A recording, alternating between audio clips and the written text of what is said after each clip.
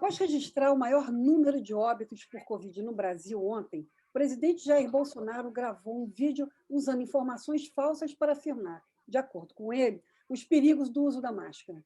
Para debater a pandemia com os rebeldes, trouxemos hoje Gulnara Azevedo. Ela é médica, epidemiologista, pesquisadora e professora do Instituto de Medicina Social da UERJ e presidente da Abrasco, Associação Brasileira de Saúde Coletiva, entidade que congrega milhares de profissionais que lidam com a saúde. Olá, Gunnar. Nós temos aqui hoje o jornalista Cid Benjamin e o historiador Daniel Arão Reis. Cristina Serra, a outra rebelde que faz com a gente aqui o nosso quarteto, está com um compromisso nesse momento e não vai poder comparecer. Mas eu gostaria de fazer a primeira pergunta para você. A PEC 186, a proposta de emenda constitucional que vai ser votada na próxima semana no Senado, ela traz, entre outros absurdos, a exclusão de investimentos mínimos em saúde. Eu queria que você dissesse qual o impacto disso sobre o SUS e, no momento, sobre a pandemia. Olá. Boa tarde, Andréia. Boa tarde, Cid. Boa tarde, Daniel. Muito bom estar aqui com vocês. Obrigada pelo convite, um espaço ótimo para a gente conversar. Bom, na realidade, é um absurdo total, né? Tirando o absurdo que já é mexer com o que está já conquistado na Constituição, né, que é o direito universal à saúde e educação, isso já está, isso nem se discute mais, a importância disso, a luta que foi a conquista.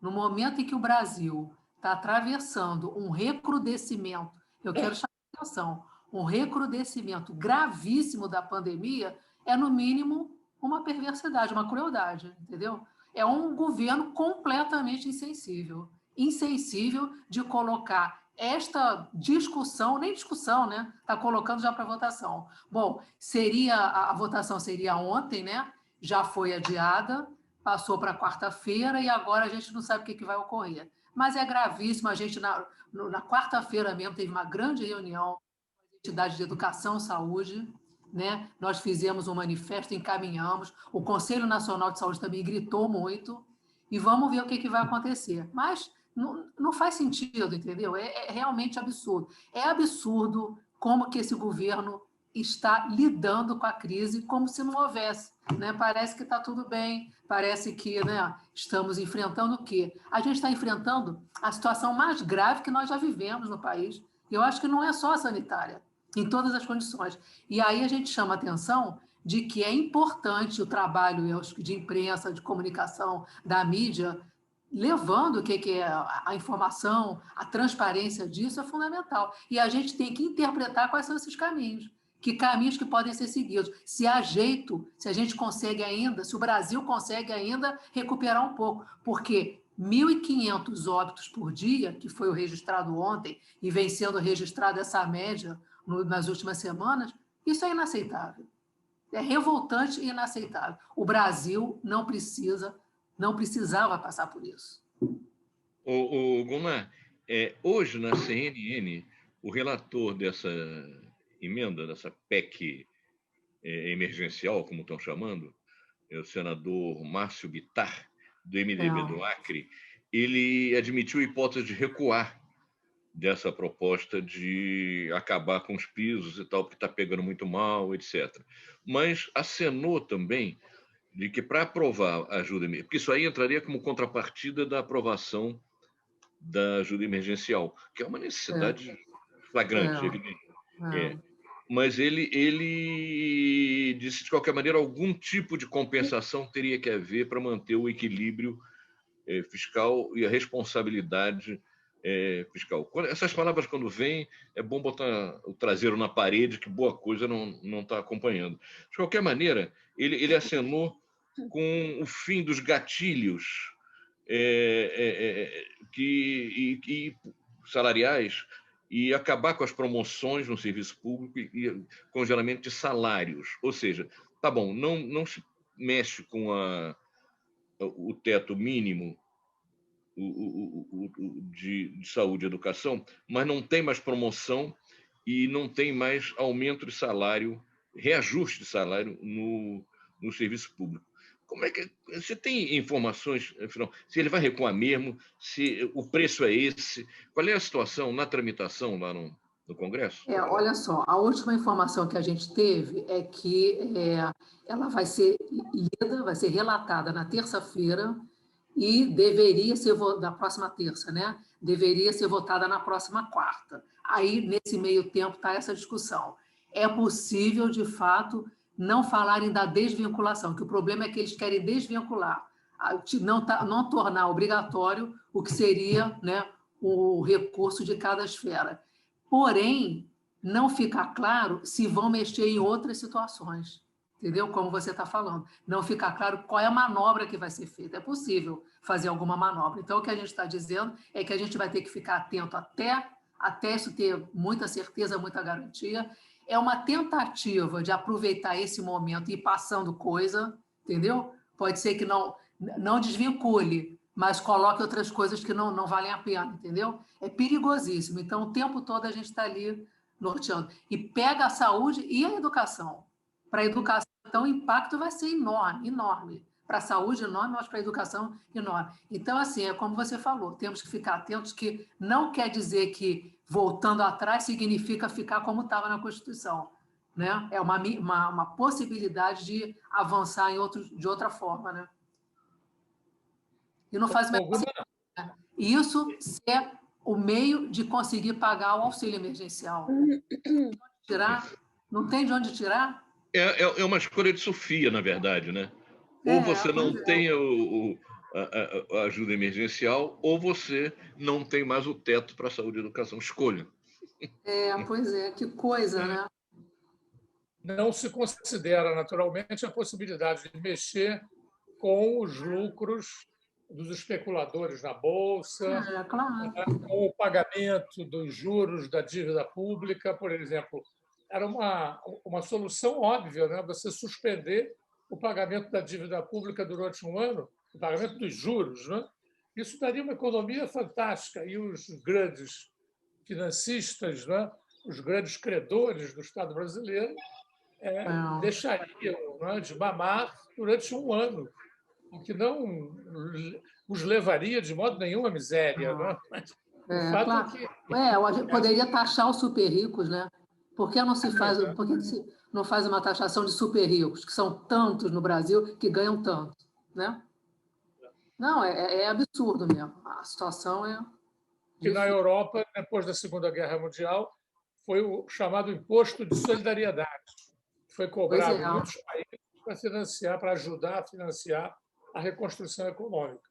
Claro. Agora, eu queria levantar um ponto que tem me impressionado muito. Claro que eu considero absolutamente legítimo e indispensável a denúncia a mais contundente possível das autoridades em geral e, em particular, do presidente Bolsonaro, que tem tido essa atitude negacionista, né? essa necropolítica, né? de ficar indiferente e estimular comportamentos que levam à morte e assim por diante. Então, eu não quero de modo nenhum absolvê-lo. Porém, eu vejo que esse negacionismo ele se estende, né, por uma grande parte da sociedade. Eu vivo, por exemplo, num bairro de esquerda, que vota pela esquerda, Laranjeiras, e constato os sábados, às vezes eu saio de máscara e parece que eu sou aquele soldado japonês que não foi avisado que a Segunda Guerra Mundial acabou e que permanecia numa gruta, não é? Porque à espera da ordem do imperador. Então, a grande parte das pessoas está ali confraternizando, aglomerando, sem máscara, e a gente vê também o mesmo acontecer nas explosões de contentamento pelos resultados do futebol, vimos isso no Carnaval, vimos isso nas festas clandestinas, vimos isso no Natal. Não é? Como é que você interpreta, como é que vocês que têm lidado com essa questão de mais perto, né? Que vai para além do Bolsonaro, né? E um pouco, claro, impactado pela sua atitude, né? Se o presidente está fazendo, nós vamos fazer, mas que, a meu ver, tem uma autonomia em relação ao Bolsonaro e requer da gente um investimento maior na reflexão sobre esse tipo de comportamento social que resiste, né, a adotar, ou que desistiu, depois de muitos meses, de adotar aqueles procedimentos, aquelas precauções básicas para o combate à pandemia. Essa é uma boa pergunta, a gente precisa realmente ver com cuidado. Veja bem, quando o chefe da nação, ontem ele falou isso, né? Disse para que usar máscara? Ontem ele falou isso, né? Bolsonaro ontem fez uma declaração questionando o uso de máscara, que já está bastante comprovado que diminui de fato a transmissão. Quando ele faz isso, ele tem seguidores, né? Os seguidores repetem cascata, né? Vocês viram quando o Daniel Silveira foi preso, que uma policial aqui no Rio falou para ele botar máscara e ele peitou ela? Inclusive tratou ela mal, porque ela pediu para ele usar máscara. A sociedade precisa ter regras, né? Ter regras, inclusive ter fiscalização dessas regras e punição. Se você tem exemplos ruins e não tem nenhuma punição, por exemplo, o cinto de segurança. Quando é que o cinto de segurança passou a ser usado por todo mundo? Quando começou a ter multa para quem não usava, né? Mas isso é uma coisa que tem legislação, tem punição e você tem uma multa. Se o chefe não dá o exemplo, se os seguidores dele não dão o exemplo, o que a gente pode esperar é que a população, no mínimo, ache que ela está sendo enganada porque segue a ciência. Ela quer seguir o negacionismo, né? Porém, eu acho que tem que ter um cuidado quando a gente fala isso, e eu fico preocupada, a gente não deve culpabilizar a população.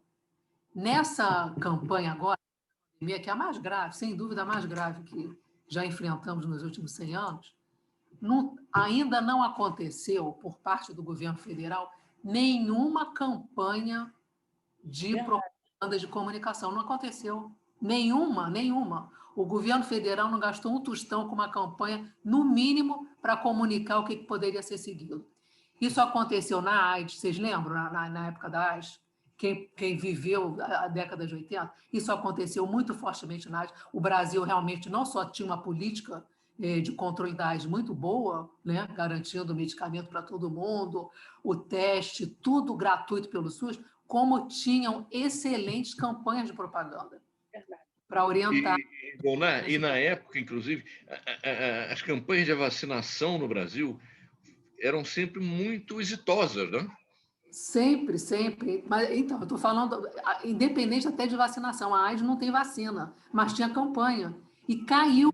O Brasil conseguiu ter uma queda enorme da incidência de AIDS pelas campanhas. Se lembra no Carnaval como é que era? Isso tudo era muito feito, muito trabalhado. E como o Cid falou, vacinação também. Campanha de vacina vacinava o Brasil inteiro, às vezes vacinava o Brasil inteiro com a pólio, depois sarampo, em pouquíssimo tempo. No mesmo dia, era vacinado aqui como era vacinado lá na Boca do Acre, entendeu? Chegava de barco, fazia... Era o Programa Nacional de Imunizações do Brasil, que tem 47 anos, mas sempre teve campanha. Dessa vez, não teve nenhuma campanha. O governo até responde que vai ter, porque a gente vem cobrando, né? Desde que começou a pandemia, a gente vem cobrando. Eles falam, não, a gente vai fazer, não sei o quê, parará, mas não se vê. Não aparece Ministério da Saúde adverte. Lembra aquela coisa que tinha no cigarro? Não existe. Na gripe espanhola, em 1918, tinha campanha. Era falado a necessidade do uso de máscara. Em 1918, isso. E agora a gente vê esse governo... Eles pensaram que o Brasil só ia ter 800 mortes, né? Vocês lembram disso? Vai chegar a 800 mortes. Era isso. Minimizaram até onde puderam. Depois não dava mais para esconder. Agora, isso que você falou, por que a juventude aglomera? Por que tem festa? Então, é um vírus desgraçado, né? Um vírus terrível. Por quê? O jovem, né? O adolescente, ele, em geral, não complica. Ele transmite, mas tem um quadro leve ou totalmente assintomático. No entanto, ele traz para casa. Em casa tem os idosos, né? Tem os pais, tem os avós. E aí é esse circuito que continua vigorando, é que está mantendo a transmissão. Então, assim, Esse jovem, que principalmente, mas não é só de classe média, não. Está tendo baile funk, né? Nas periferias tem. Eles se sentem poderosos porque estão protegidos, não vão morrer disso daí. Pode ficar um pouquinho doente, mas não vão morrer. Mas eles não têm noção de que isso é que está sustentando a epidemia, porque os idosos não estão na rua. Os idosos não ficam circulando. Né? As pessoas que têm problemas, já estão preocupadas, não ficam circulando. Mas eles estão mantendo a transmissão, e estão morrendo. Mas, infelizmente, também, eles não perceberam isso. As pessoas podem evoluir mal, independente da idade. É claro que piora com a idade. O risco de morte é muito maior, se for aumentando com a idade. Mas os jovens também podem morrer. E agora as novas variantes estão levantando coisas bem complicadas. Crianças evoluindo mal, não é? E o que está sendo visto é porque a gente que é classe média, que tem acesso rápido, que tem informação, que quando sente alguma coisa procura logo o médico e pode talvez ter uma assistência melhor, porque a diferença que faz para esses quadros que tem que internar, que precisam de UTI, de oxigênio, a diferença que faz não é as besteiras aí que foram faladas, não é cloroquina, né? É o tratamento bom na UTI. E nesse tempo aí, o pessoal médico, o profissional de saúde, né, enfermagem, fisioterapia, aprenderam a lidar. Então, onde você tem acesso a uma boa equipe, você provavelmente tem uma chance grande de ser curado, não vai evoluir mal. E agora as técnicas melhoraram, né? Como é que intuba, como é que faz a posição do paciente, tem que ficar, vocês sabem, né? Tem que ficar em pronação, tem que ficar de costas. Mas o que acontece? Quem tem acesso a um bom tratamento vai ter um risco menor de... Tem que ficar como, hein? Eu uso uma expressão que tem que ficar virado, tem que ficar de costas. De bruço. Exatamente, de pronação. É toda uma manipulação diferenciada, especial para essa doença, que é terrível. Mas, enfim, o que eu estou querendo dizer assim, essas pessoas aqui, Zona Sul, classe média, se forem internadas, provavelmente vão ter acesso a esse tipo de tratamento, né? Mas, desculpa aqui, mas o que acontece? As pessoas que estão em casa e que estão precisando, e o que a gente está vendo é isso, está colapsando a rede, né? Leito está ficando raro, a taxa de ocupação está chegando a 95%, que é inadmissível. Para funcionar bem, teria que ser até 70%, está chegando a 95%, alguns lugares 100%, 100% de ocupação, quer dizer, 100% significa que não tem leito, não tem nenhum leito. O que acontece? Essas pessoas vão esperar, muda o quadro em 1 hora. A Covid pode piorar em 1 hora, gente. A pessoa, às vezes, não está nem se sentindo muito mal. Daqui a pouco, quando o quadro é grave, você tem que ir direto ser entubado. Então, assim, esses jovens não estão sentindo isso, não estão percebendo isso. E não estão associando que eles estão trazendo e algumas pessoas estão adoecendo dessa forma. Tem famílias inteiras internadas. O pai, a mãe, o filho, a filha, a avó, entendeu? E aí morre 2, morre 3. De quem? Essas pessoas que têm mais dificuldade de acesso. O que está acontecendo no Amazonas? É isso que está acontecendo. Não tinha condição de assistência, o vírus circulou solto no Amazonas, isso que o Daniel falou, correu fácil lá no final do ano, né? Liberaram tudo, liberaram o comércio, liberaram festa, aí o vírus circulou de uma forma gravíssima, e circulou com a variante nova. Então, o negócio foi assim, muito rápido, e a condição de assistência péssima. Porque vocês sabem, né? A região norte é onde resume toda a desigualdade do Brasil, né? A desigualdade maior é lá. Eu vou pegar gancho disso que você terminou de falar. Uma das primeiras medidas do governo Bolsonaro foi a de inviabilizar a parceria que o governo federal tinha com Cuba, que garantia médicos cubanos em locais, principalmente na Amazônia, onde médicos brasileiros não queriam ir trabalhar. E vocês têm algum dado sobre o impacto disso durante a pandemia? Quer dizer, é visível a olho nu, né? Mas vocês têm mais informação sobre essa questão? O que a gente tem discutido é o seguinte: quando o vírus chegou no Brasil, no ano passado, né? Chegou em fevereiro, em março foi o primeiro óbito. Quando chegou no Brasil, o Brasil já vinha num processo de desmonte, aí o que você falou, o programa Mais Médico já tinha sido totalmente desmontado, fizeram outro programa, e é Eles desmontaram muita coisa. Eles desmontaram a atenção primária em saúde, que é a atenção básica, onde os mais médicos ficaram. Desmontaram várias políticas. O financiamento também foi cortado. O financiamento de saúde mental foi também diminuído. E destruída a política importante de saúde mental que o Brasil, a reforma psiquiátrica que o Brasil estava implementando há muito tempo. Vocês conhecem essa história. Mas o que aconteceu? Quando o vírus chegou, o SUS estava fragilizado. Já vinha muito subfinanciado. E esse governo é bom de destruir, né? Eles desmontaram o programa Mais Médico. Os cubanos foram embora e não conseguem construir. O programa que eles puseram para entrar em substituição ao Mais Médico nunca conseguiu colocar médico nos lugares que precisavam, entendeu? Nunca conseguiu repor o que ficou vazio. Então, várias áreas do Brasil, não só áreas longe, remotas, periferias ficaram sem médico. E, além disso, eles destruíram as equipes de saúde da família, que não é só médico, né? A equipe de saúde da família tem o agente de saúde, tem os outros profissionais. Destruíram. Então, assim, chegou no momento pior que a gente tinha do SUS. E chegou tendo que enfrentar. Então, o que aconteceu? De cara, os profissionais de saúde tiveram que atender do jeito que estava, alguns sem equipamento suficiente, muitos morreram. O Brasil foi o lugar que teve mais morte de enfermeiros, equipe de enfermagem em especial, médicos também, vários morreram. E a gente tem visto, né? De vez em quando sai uma notícia que um médico morreu. Aconteceu isso, né? Porque o SUS já vinha desse jeito.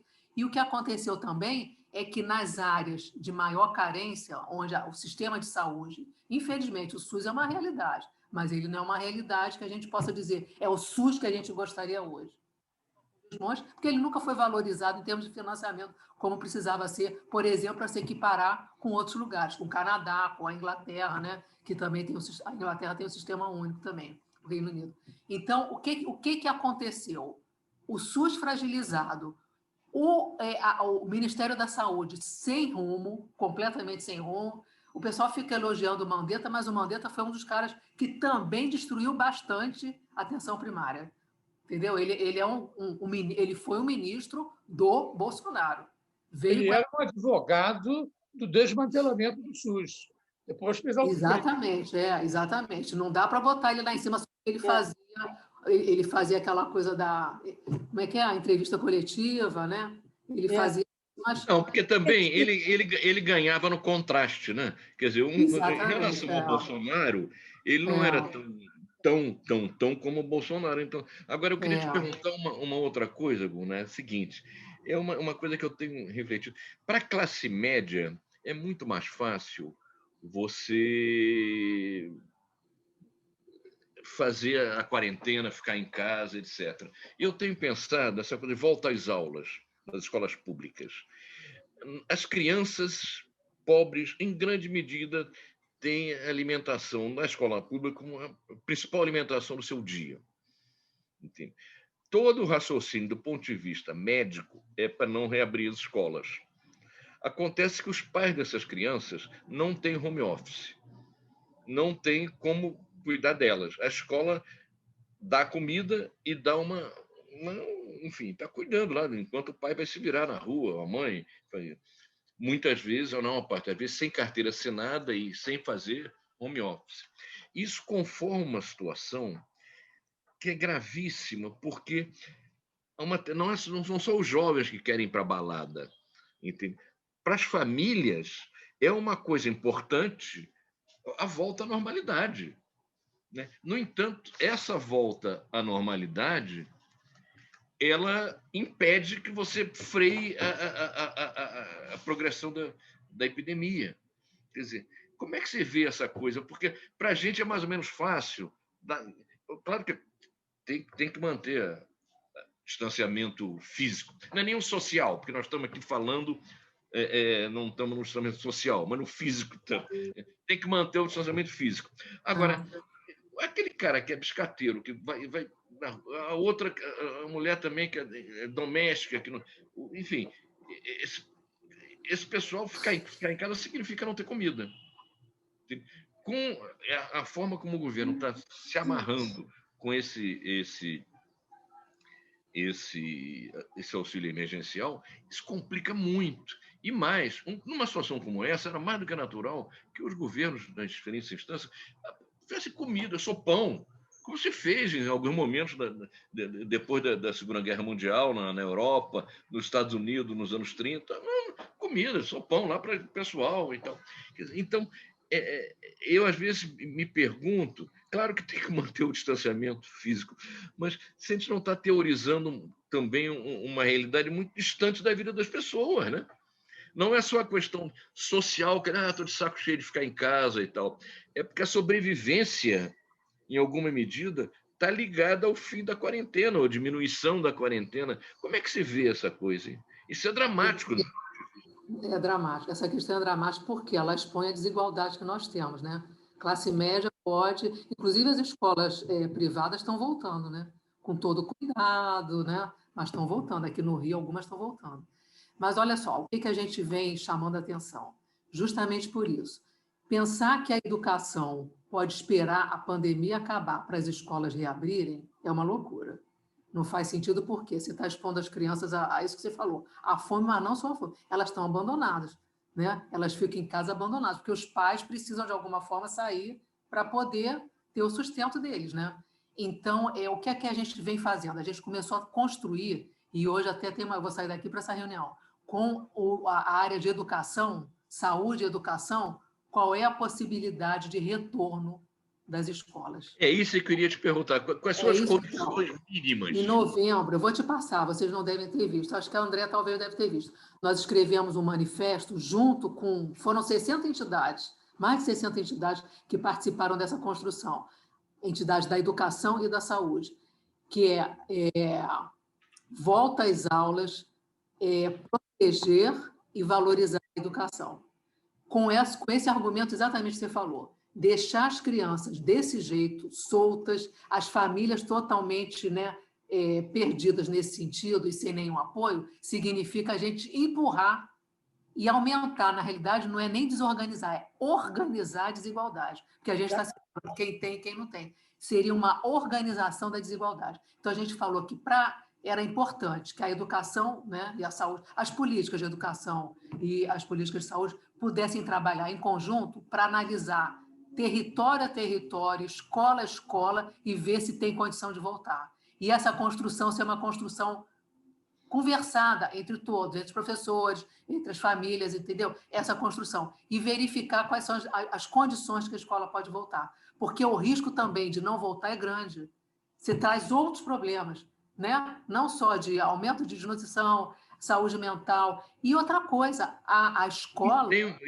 Só te interromper, não, quer dizer, o risco também é de acabar voltando desorganizadamente, sem critério nenhum. A situação fica tão dramática Pois é. Então, nesse manifesto que a gente fez, qualquer critério.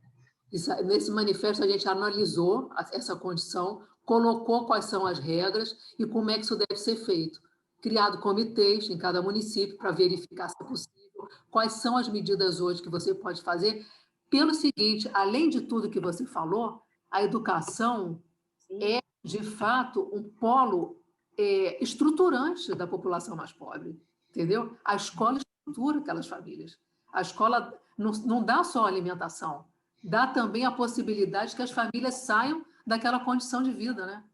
E as crianças também possam ter alguma viabilidade, né? Viabilidade de estarem numa outra perspectiva. Então, a gente chama a atenção disso. Isso está sendo construído e é bem interessante porque tem uma discussão que, assim, o movimento sindical dos professores é contra voltar, né?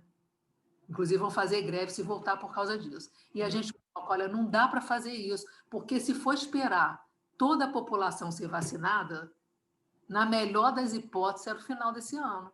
Então, são 2 anos sem educação. Já foi 2020, vai ficar 2021 também, esperando a vacina. Não pode ser ou tudo ou nada. Ou a vacina e a pandemia acabou e a gente volta, ou a gente está aqui nessa situação. Então, a gente vem trabalhando, algumas entidades estão entendendo e mostrando isso, a importância do debate ser aberto, entendeu? Porque já tem... Olha, aumentou adolescentes grávidas, aumentou violência familiar, aumentou desnutrição. O pessoal está vendo agora casos desnutridos que não se viam antes. Agora, em alguns lugares, as escolas estão levando alimentação em casa, você sabia? A merenda escolar. Vários municípios do Brasil estão levando a merenda escolar em casa. Mas aí o que a gente viu? Era necessário, além de trabalhar educação e saúde junto, para ver condição para as escolas voltarem, chamar também a assistência social. E a assistência social agora está fazendo parte. Então, você tem razão. Não adianta propor isolamento físico, o nome certo é isolamento físico, não é isolamento social. As pessoas usam o termo social, mas é isolamento físico, a gente faz distanciamento físico. Não adianta propor isso se a gente não tiver ajuda emergencial, não tiver proteção social para as pessoas ficarem em casa. E as famílias com muita dificuldade não conseguem fazer quarentena. Um caso suspeito ou um caso confirmado de Covid tem que ficar isolado em casa. Essas famílias não têm condição de fazer isso. Então, a assistência social, junto com a saúde, tem que cuidar de um lugar onde elas possam ficar isoladas, até que passe o período da quarentena, entendeu? É muito complexo tudo isso. Só que são... Entendeu? Agora, o que é triste? O Brasil poderia estar enfrentando melhor se o governo fosse melhor. A gente já tem um bom Ministério da Educação, né, não? Excelentes ministros, excelente corpo técnico do Ministério da Educação. Já tivemos bons ministros da saúde, né? Décadas passadas, né? Em anos passados. Tivemos um trabalho bom no desenvolvimento social, não é não? E agora tudo isso desmontado com essa pandemia. Entendeu? O povo brasileiro realmente está com muito azar. O que tem que ser pensado agora? Forçar para que a cada lugar as escolas trabalhem junto com a atenção primária em saúde, avisando, por exemplo, abre uma escola com as regras todas seguidas. Tem que ter ventilação, tem que ter janelas muito bem feitas, tem que ter água, né? Tem que ter água, sabão, tem que ter máscara. Tudo isso a educação tem que garantir. Mas isso não é uma coisa... Quer dizer, se a gente olhar a situação das escolas no Brasil, talvez seja, né? Não dá para melhorar tudo, porque já estava ruim. Mas isso tem que ser feito. E tem que ter um comitê de monitorar, porque apareceu um caso, 2 casos, 3 casos, vigilância epidemiológica lá. Separa, isola esse caso, faz o rastreamento dos contactantes, isola. Se tiver muito caso e se não der tempo de fazer essa vigilância, entendeu? Fecha a escola. É assim que a Europa está fazendo, entendeu? Se aparecer um surto que não dê tempo de verificar todo mundo, de fazer o rastreamento, aí tem que fechar a escola. Mas é melhor abrir com esses cuidados e tendo quem vai tomar conta, né? Não adianta também abrir e largar o Deus dará, né? Tem que ter alguém para tomar conta e fiscalizar. É melhor do que não. Agora, como vai se construir isso se o Ministério da Educação está com quem está, se o Ministério da Saúde está com quem está? Os estados estão... Mas o Como que é que a eu, gente vai o que eu construir, gente? observo é que mesmo outro dia, não sei quem estava falando, se foi aqui no nosso Rebeldes, que os governos estaduais e municipais, se você for dar uma olhada, né, mesmo os de esquerda, não se distinguem radicalmente. Né? O Cid falou aí na coisa da organizar o sopão, em campanhas de esclarecimento, em campanhas para incentivar a solidariedade social. Né? Você não vê. A gente tem aqui no Brasil centenas de municípios governados por prefeitos que não são simpáticos ao Bolsonaro, mas não têm sido capazes de organizar políticas que se distingam claramente das políticas. Quer dizer, claro que muito poucos chegam ao cúmulo das agressões, né, que o Bolsonaro faz o Bolsonaro é uma pessoa, um psicopata, uma pessoa insana, e muito poucos chegam ao seu nível. Né? Porém, a verdade é que a gente não vê, eu acabei de ler uma entrevista agora, hoje, daquele Nicoleles, que foi presidente de um comitê, né? E embora ele não fosse explícito, me pareceu que o seu afastamento da coordenação daquele comitê tinha algo a ver, né? Ele não foi explícito, mas ele deixou claro que ele sentia que a tarefa dele estava cumprida e nas entrelinhas havia um certo lamento, no sentido de que os governadores do Nordeste, que são majoritariamente anti-bolsonaristas, também, por sua vez, não tinham sido capazes, né, de tomar iniciativas em que você sentisse, em algum nível, uma diferença de qualidade com aquilo que está sendo executado no nível federal.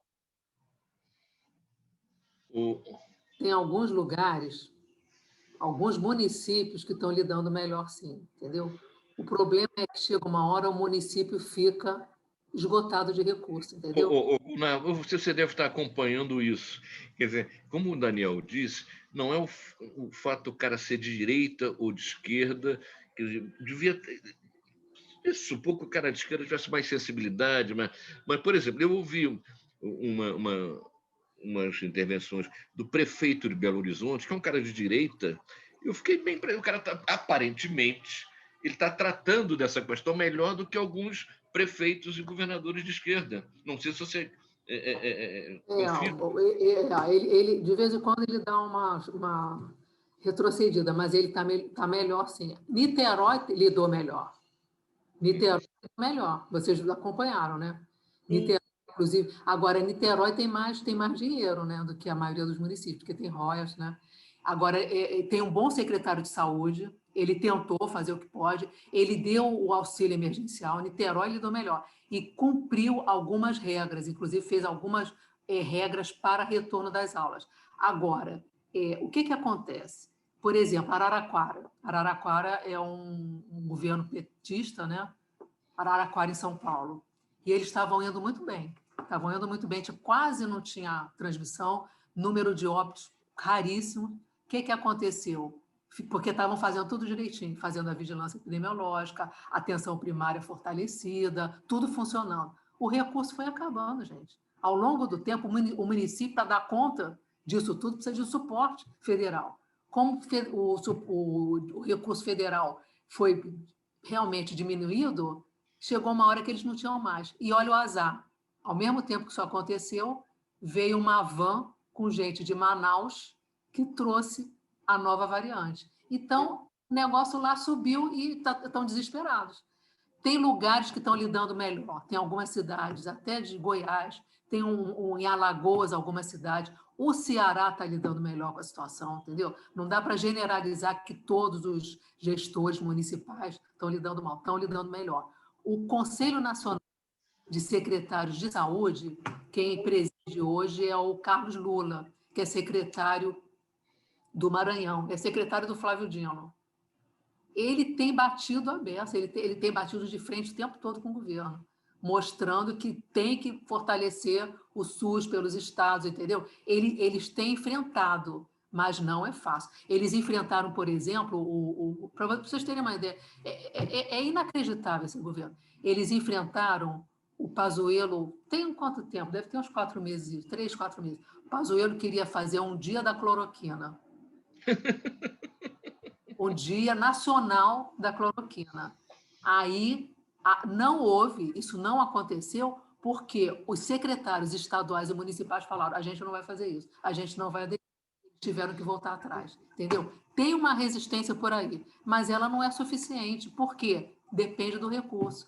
O recurso fica amarrado no Ministério da Saúde. Então, assim, é de uma brutalidade tudo. Vocês viram, né, aquela troca que o Ministério da Saúde fez? Era para mandar vacina para mandaram para o Amapá, né? Aí sobrou no Amapá e faltou no Amazonas. É o cara que entende de logística. Eles confundiram as siglas, né? Eles Amapá confundiram. é AP e Amazonas é AM, mas ambos começam com AM. Então pegou o bolo de AM e veio mandar de uma inteligência, né? Uma Agora, inteligência. eu queria sugerir. Bom, quer falar, André?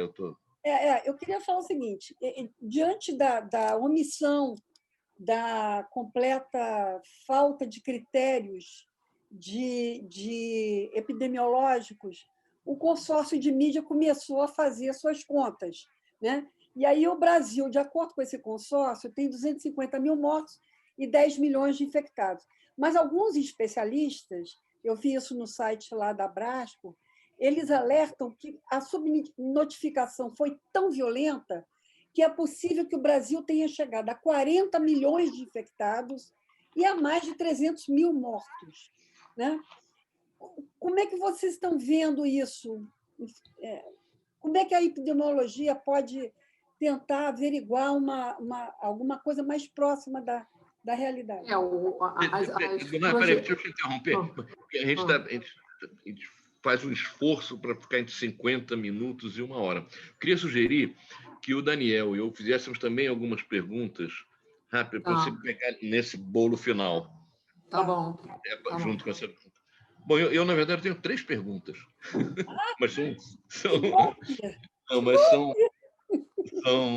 Primeiro, o seguinte: dizem que o Pazuello, quando assumiu, admitiu que não sabia o que era o SUS. Eu acho difícil que ele tenha dito isso.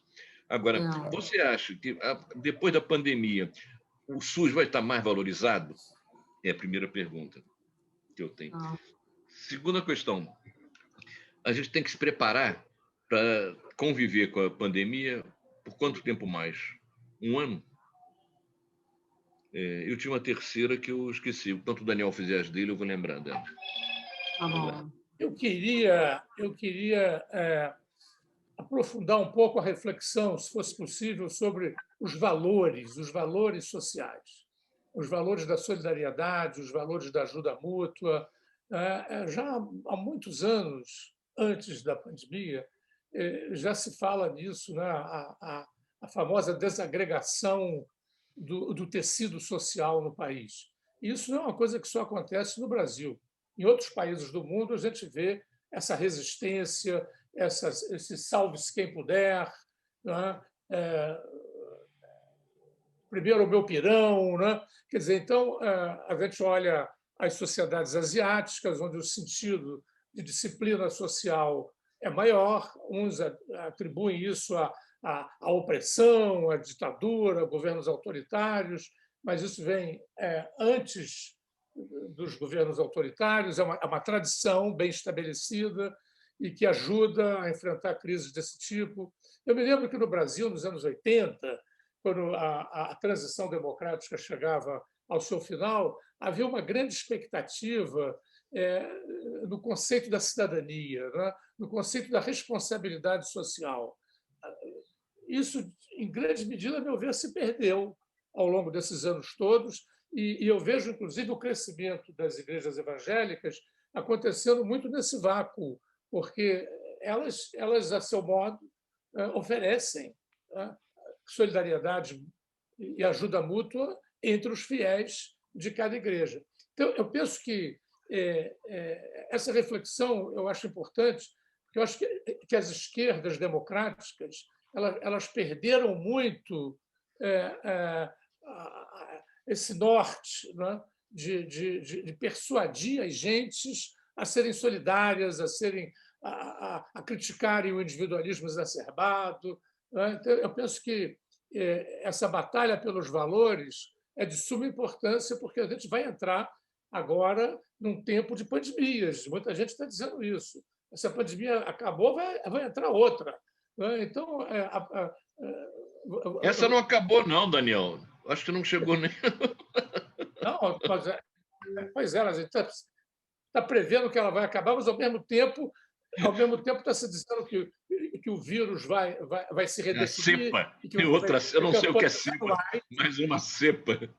Variação. Você vai ter campanhas. Como acho que existem contra gripes, né? Contra a gripe.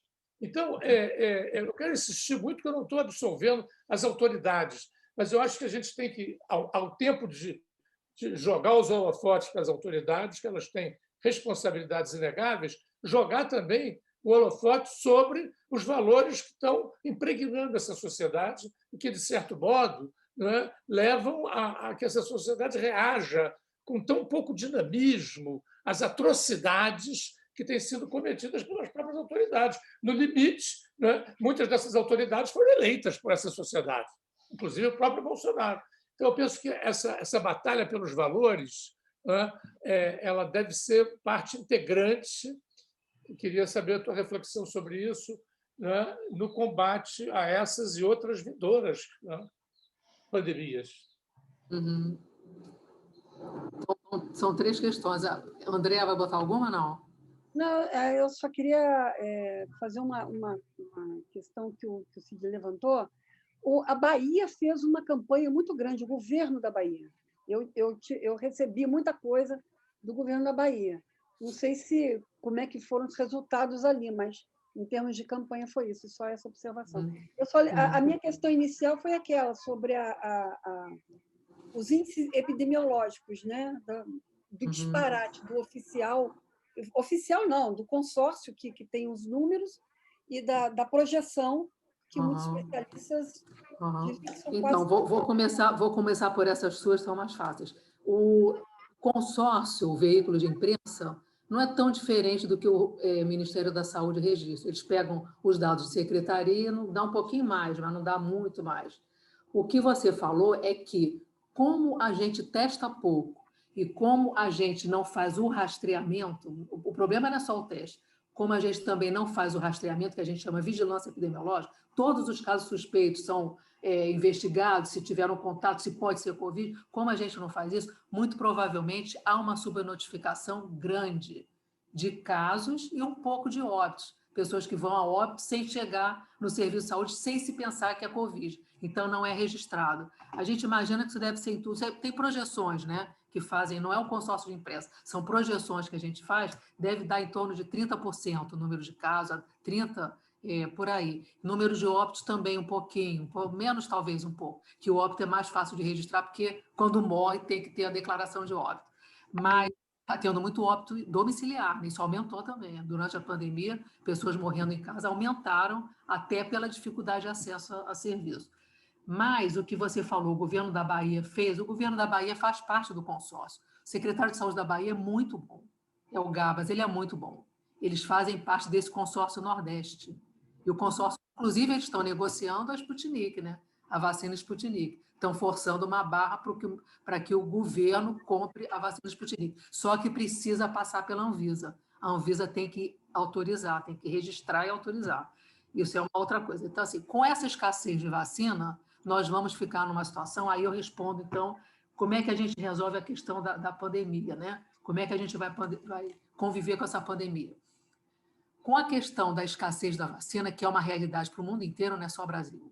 O problema é que o Brasil ficou no final da fila, né? Em todos os acordos e na compra. Como esse governo não se mexeu e não fez por onde, ele perdeu algumas boas chances de ter comprado a vacina lá atrás, ou ter encomendado lá atrás para agora estar fazendo. Para agora, inclusive, está iniciando a produção nacional, que a compra de vacinas é atrelada à transferência de tecnologia, que é o que a Fiocruz e o Butantan vão poder fazer. Só que até chegar essa negociação e esse produto que precisa comprar para fabricar aqui, né, que é o tal do IFA, e precisa também ter essa transferência, essas vacinas não são simples, são vacinas de vírus novo, vacinas bem complexas no sentido de desenvolvimento, né? Para fazer isso leva um tempo, você não transfere do dia para a noite, entendeu? Não é uma receita de bolo. Para fazer isso leva um tempo. Então, até que o Brasil esteja produzindo, muito provavelmente a gente vai conseguir vacinar a necessidade hoje, eu acho, acabar no segundo semestre. O que significa que até lá a gente vai ter pessoas não imunes e o vírus andando por aí. O vírus ele vai se aproveitando, ele pega os caminhos das populações, né, dos indivíduos que ainda não estão com imunidade para a doença. O que força também, isso é uma preocupação, mas é uma preocupação que se a gente colocar alarma todo mundo. O que força que é isso aí, a mutação do vírus e uma variante um pouco mais resistente, mais transmissível e mais resistente. O vírus, para sobreviver, vai fazendo de tudo, entendeu? Então, ele vai saindo de quem está vacinado, vai passando por onde pode ser. Por isso que a gente tem chamado a atenção. Quando começa a vacinar, tem que ser rápido. Porque se você vacina 5% e 95% não está vacinado, você deixa um campo enorme para a mutação, entendeu? É um risco enorme. Então, o que vai ser conviver com essa pandemia? Eu acredito, viu, Cid, que esse ano a gente ainda não vai ter tranquilidade, não. A gente até ter a população com a imunidade comunitária, como a gente fala, seria 70% vacinado, vai levar um tempo. Por conta dessa escassez e por conta do caos que está a vacinação, a desorganização que está. A falta de um comando central, a falta de pegar a experiência do nosso Programa Nacional de Imunizações, que era muito boa, essa falta está batendo agora, batendo na pior pandemia. Então, eu acho que é isso aí. O SUS vai ser valorizado? Olha só, Ontem tentaram um ataque quase que mortal, né? Desvinculado da Constituição. Eu acho que pela sociedade, pela população, o SUS apareceu, né? Porque, veja bem, se morreram 250 mil, se não fosse o SUS, morreria o dobro, gente, não tem dúvida. É o dobro, porque tem muita gente que o SUS assistiu, internou, conseguiu pegar, entendeu? Conseguiu, de uma certa forma, algumas pessoas em alguns lugares fizeram o tal do distanciamento. Então, se não fosse o SUS, ia ser terra arrasada, eu acho. Terra arrasada. Ia ser o que a gente está vendo no lugar que não tem assistência. Mas, por outro lado, também o SUS sai, de uma certa forma, com uma visibilidade maior, mas mostrando suas fragilidades. E as fragilidades do SUS a gente está vendo, por exemplo, na região norte, muito claramente na região norte, onde, por várias questões, a rede assistencial lá é muito pior, e é um lugar de muito mais desigualdade, né? O crescimento ali de entorno, né? Com aquela degradação que foi, banditismo, tudo isso é um caldo de cultura para tudo não dar certo, e não está dando certo. O risco de morrer em Manaus por Covid, em todas as faixas etárias, é 2 vezes ou mais, se comparado ao Rio, e se comparado a São Paulo, mais ainda. Então, eu acho que o SUS apareceu, mas ele, se não for fortalecido, corre um risco muito grande de fazer aquilo que a gente fala, né? O SUS para pobre e os ricos no plano de saúde. O problema é que a classe média também não está conseguindo mais pagar plano de saúde. A verdade é essa, né? Do jeito que está indo a escalada dos planos de saúde, a classe média também não vai ter condição. O que seria interessante? Todo mundo ficar dependente do SUS e brigar para que o SUS seja melhor e garantir um SUS para todo mundo. Isso é o ideal. É como é na Inglaterra. Quase ninguém tem plano de saúde. Há a possibilidade de você ter médicos privados, mas quase ninguém tem. Por quê? O SUS, todo mundo usa o SUS. Se a gente conseguisse isso... Sabe que eu morei quase 5 anos na Suécia. Não só não existe plano de saúde lá, como não existe hospital privado. Se existe, eu nunca vi, não, esses 5 anos. E assim como não existe escola privada. O empresário que quisesse montar um hospital privado, uma escola privada, ia perder dinheiro, porque as pessoas não precisam. Usam o serviço público naturalmente, todo mundo. Do rei até o peão. E se a gente for contar, a economia familiar disso daí é enorme, né? Porque a família de média que paga plano de saúde tira uma faixa importante do que é o salário para pagar. Então, seria... Se o SUS apareceu, mas está no momento de pegar essa janela e jogar para todo mundo a necessidade de fortalecer o SUS, que é melhor do que qualquer plano privado, gente, não há dúvida. É muito melhor. Ele garante a vacina, ele garante o transplante, ele garante tudo, que muitos planos privados não têm. Não tem transplante, não tem cirurgia cardíaca, entendeu? Então, o SUS funcionando é muito melhor. Mas o que ficou muito claro? Essa desigualdade. Nem todos os lugares conseguem manter. Então, eu acho que o SUS foi mais valorizado, talvez pela visibilidade que conquistou, mas ele não foi fortalecido pelo governo. Ele precisa ser fortalecido. Agora, é bem verdade, onde existe alguma estrutura mínima, onde o SUS responde, a resposta à Covid também foi melhor. E essa estrutura mínima foi montada por quê? Por esses profissionais que estão lá, que entendem que é importante o SUS, que não desistiram, às vezes ganhando até muito pouco, né? Porque o município paga pouco, tem condição. Mas é isso que se manteve. Então, é uma realidade, o SUS existe. O Brasil perder isso realmente é lamentável. Bom, a outra coisa que o Daniel coloca, a questão dos valores sociais. Bom, isso é um ponto para vocês, historiadores, sociólogos, né? É um ponto complicado. Eu acho que a gente, nesse tempo todo, lidou muito mal. Agora, as igrejas evangélicas, elas, nessa pandemia, são criacionistas, né? Elas são, não é? Na sua maioria, criacionistas, negacionistas, e fazem cultos, nesse momento, tudo que a gente não quer aglomerar, fazem cultos em locais fechados, o que é pior. Porque você ficar de noite na rua é você aglomerar num local fechado. Então, assim, é tudo que não precisava.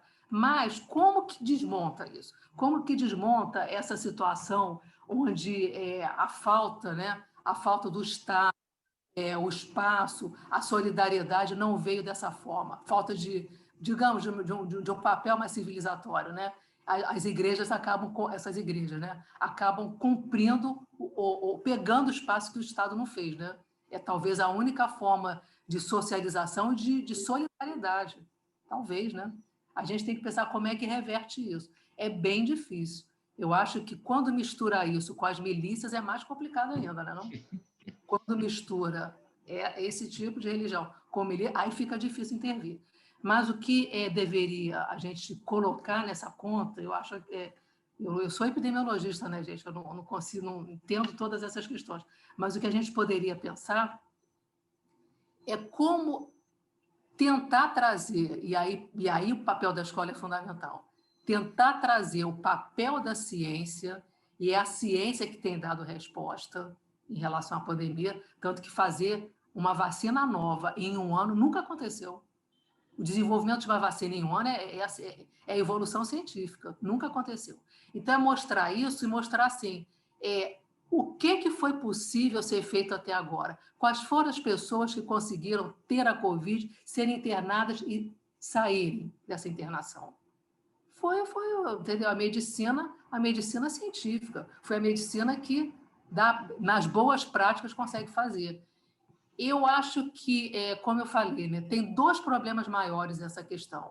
A pandemia. A gente tem que cuidar da transmissão, e quem transmite são os jovens. E tem que cuidar de quem tem maior risco, são os idosos e as pessoas que têm problema de saúde. O foco é essas 2 situações. O governo perdeu o controle, perdeu a chance de liderar esse processo. O que é possível fazer? Eu acho que tem que pedir à sociedade, aí você entra a questão da solidariedade, que seja solidária. Então, essas iniciativas todas, da Luísa Trajano, né, da Magazine Luiza, os empresários que querem ajudar, ótimo, solidariedade, filantropia é muito bom sempre, mas tem que jogar para o SUS. Tem que jogar para que esse recurso seja um recurso público, porque se ficar do jeito que alguns empresários pensaram, vamos comprar vacina e vacinar os nossos trabalhadores, né, das indústrias. Aí a gente vai ter o quê? Vai ter 2 sociedades, quem tem acesso e quem não tem. Quem tem acesso pelo... E eles foram muito legais. Eles, não, 40% a gente dá para o SUS. Sei lá, 60% a gente dá para o SUS. E a gente cuida da gente. Isso é um absurdo. Então, se a Luísa, eu acho que essa a resposta que a gente dá para ela. Bem-vinda, ela diz que tem 700 mulheres, né, que falam do SUS, que querem ajudar. Ótimo, ótimo, bem-vindo. Mas o dinheiro, ou o recurso, ou tudo, tem que ir para o SUS. Tem que ser regulado, recebido e organizado pelo SUS, porque senão a gente só vai fazer aumentar a desigualdade. É uma solidariedade que alivia, né, porque eles vão estar doando, pode até botar no imposto de renda, né, não? Pode até botar. E não resolve o problema da desigualdade, gente. Não resolve. Então, solidariedade é muito bom, é tudo que precisa. Mas a pressão ao Estado tem que ser maior. Maior, e é isso que a sociedade não acordou, né? É isso aí. Andréia, você Estamos encerra. terminando o nosso programa.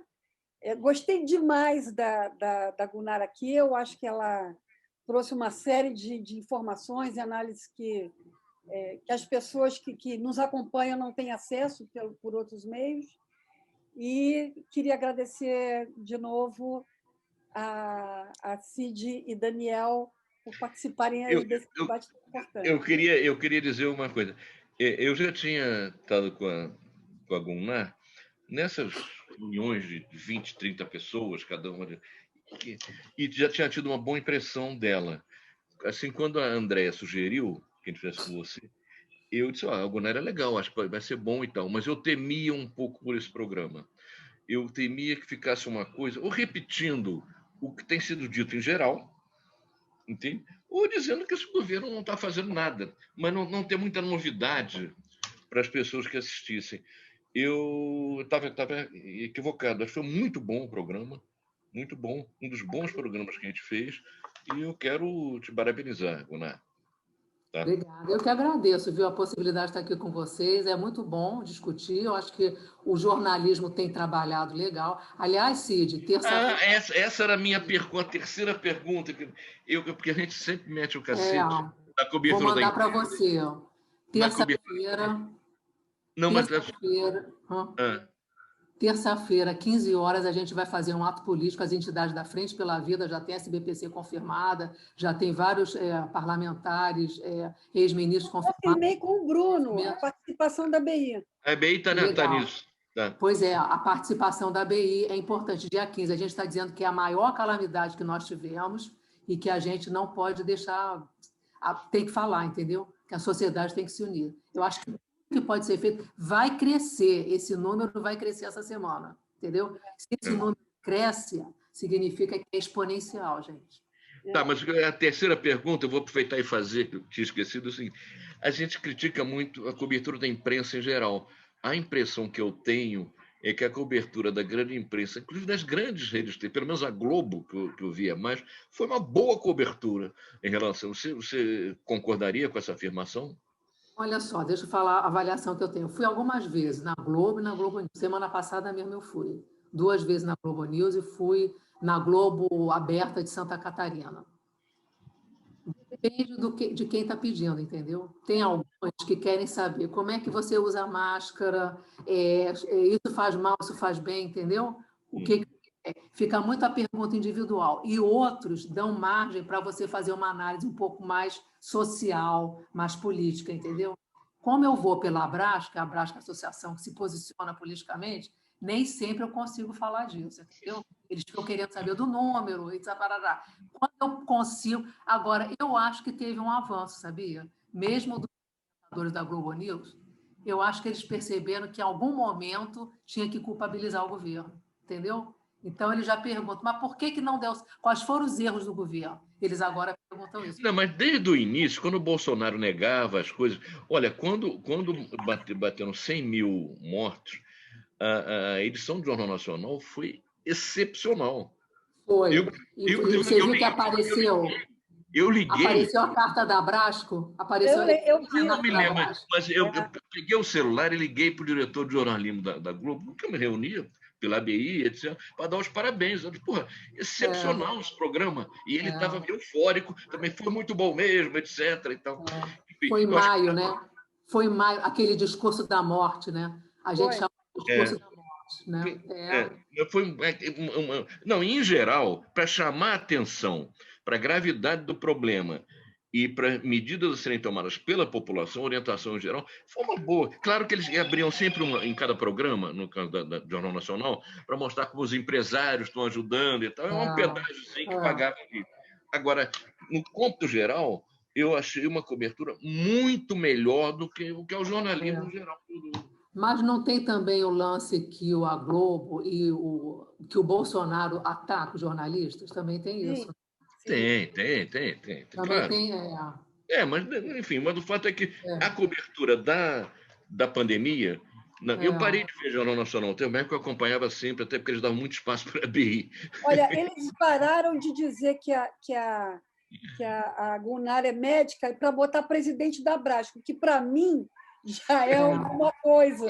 Essa foi a diferença. Essa foi a diferença que eu notei ao longo, né, do tempo. Verdade. É isso. Mas temos que chamar a atenção mesmo, gente. É esse espaço. E terça-feira, olha, a ABI tem dado todo santo dia alguma coisa da Frente pela Vida. Eu estou naquele grupo lá com o Bruno. Legal, ótimo. E a gente fica trocando figurinha lá e tudo. Tá então, olha só, Cid, você fala, a gente pode confirmar a participação da ABI? Com certeza, claro. Pode, Cid. Nós estamos dentro já disso. Nós estamos dentro, não estamos já, André? Vocês estão, são tantas articulações. São tantas articulações. Então, se a participação não só dá apoio, mas participar aparecendo na telinha, manda depois pela Andréia. Vou te mandar. A gente começar com o Pagê, que é o presidente, ele participar. Aí a gente põe o presidente para chutar a bola. Tá bom. Tá legal. Vou fazer isso sim, pode deixar. Valeu. Isso aí, gente. Obrigada, tá? Valeu. Beijo, abraço, tchau.